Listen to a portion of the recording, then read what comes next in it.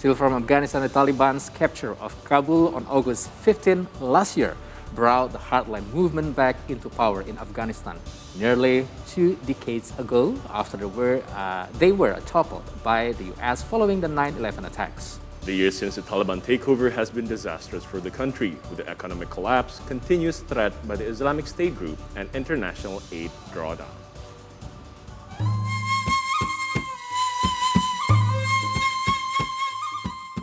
According to Norwegian Refugee Council, the economic sanctions imposed on the country have pushed millions of Afghans into poverty.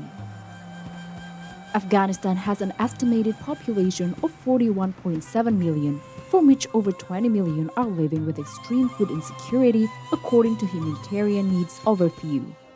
NRC Country Director for Afghanistan, Neil Turner, said Afghans struggling with extreme economic situation are turning to alternatives, such as early marriages for girls and child labor. We are now 1 year down the line from the Taliban takeover, and we're witnessing incredibly high levels of poverty in the country. This is due to the economic collapse of the country, which is well documented. We're seeing people with their salaries reduced, with their income reduced, taking on greater debt, using coping strategies which include early marriage for girls, child labor. It's an extreme situation. The future remains bleak for the country with the mounting problems. The future is very bleak. We see this as a precipice, and we are driving towards the precipice without even a safety belt on. Taliban returned to its extreme vision toward women despite the promises to respect women's rights to receive education and work. Women's rights activist Azita Najad is one of many female activists who has constantly spoken and criticized the Taliban's vision toward Afghan women. Despite the existing problems, Afghan women used to enjoy the freedom to study and work, but with the Taliban return, women lost even their basic rights to education.